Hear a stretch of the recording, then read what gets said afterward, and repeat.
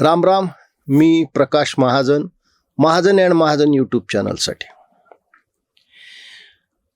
महाराष्ट्रामध्ये मंगळवारी एक नाशिक जिल्हा सत्र न्यायालयात एक निकाल लागला आणि त्या निकालामुळे महाराष्ट्राच्या राजकारणात एक खळबळ उडाली. महाराष्ट्र राज्याचे क्रीडा मंत्री माणिकराव कोकाटे यांना 2 वर्षाची शिक्षा आणि 10,000 रुपये दंड झाला. ही शिक्षा त्यांना का झाली तर आपण आर्थिकदृष्ट्या दुर्बल आहोत, आपलं उत्पन्न कमी आहे अशी खोटी कागदपत्र.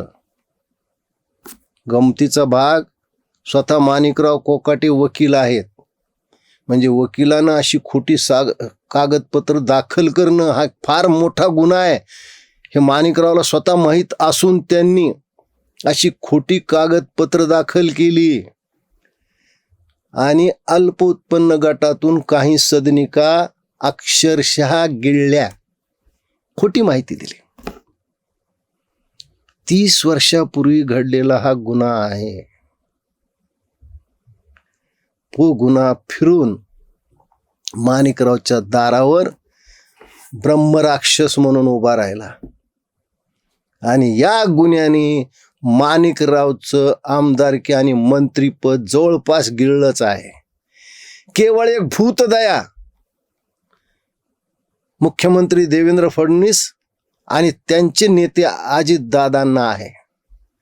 खरं म्हणजे ही शिक्षा सुनावली त्याच वेळेस माणिकराव कोकाटे यांची आमदारकी रद्द व्हायला पाहिजे, जशी सुनील केदारेची झाली, जशी राहुल गांधीची खासदारकी झाली.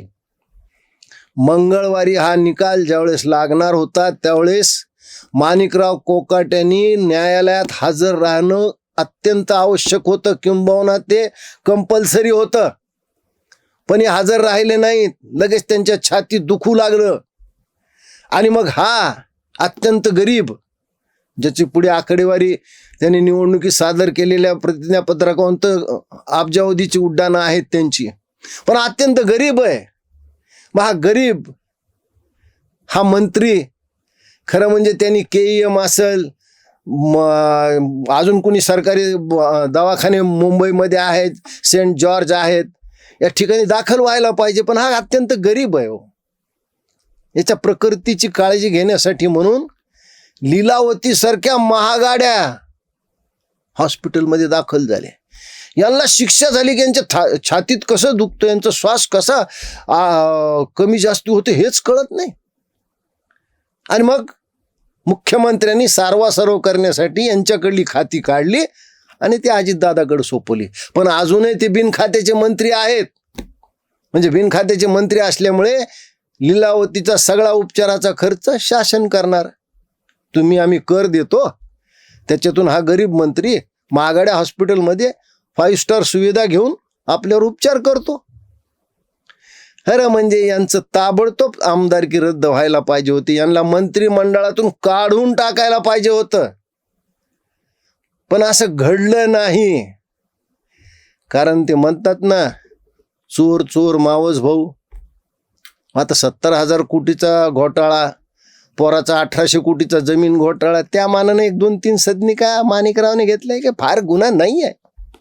कदाचित त्यांना 6 महिने तसंही मंत्री ठेवण्यात येईल, तो कायदाच आहे. बघू म्हणतील 6 महिन्यांनी काय होतं. यांनी नाहीतरी उच्च न्यायालयात अपील केलंच आहे, त्याचा काय निकाल लागतो बघू. काहीतरी पळवाटा हे काढत राहतील. किती दुर्दैवी गोष्ट आहे ना या महाराष्ट्राला.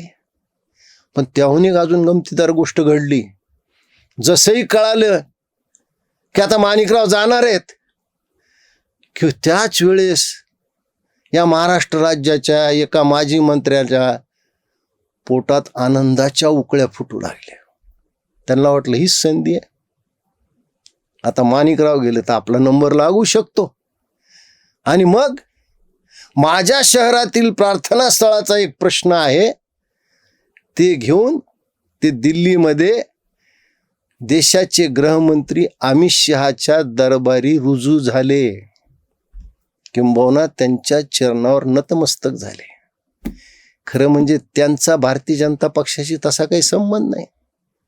ते राष्ट्रवादीचे आमदार, राष्ट्रवादीचे माजी मंत्री, दिल्लीमध्ये राष्ट्रवादीचे, राष्ट्रात कुठंच नसलेल्या पक्षाचे राष्ट्रीय अध्यक्ष प्रफुल्लभाई पटेल उपस्थित आहेत, त्यांच्या प्रदेशाचे अध्यक्ष सुनील तटकरे उपस्थित आहेत. पण नाही, आमचे धनुशेठ हे अमित शहाच्या चरणी जाऊन नतमस्तक झाले. कारण त्यांना माहिती, महाराष्ट्रात जरी ही महायुती असली तरी सबका मालिक एक अमित शहा. अमित शहाच आपलं काय ते भविष्य सुधारू शकतो. आणि मग परळीमध्ये एका प्रार्थनास्थळाच्या प्रश्नासाठी म्हणून आणि परळीत भेट द्यावी म्हणून ते त्यांना विनंती करायला असं गोंडस नावाखाली ते अमित शहाला जाऊन भेटले. अरे बाबा, परळीचं बिहार झालंय, ते जरा सुधरा.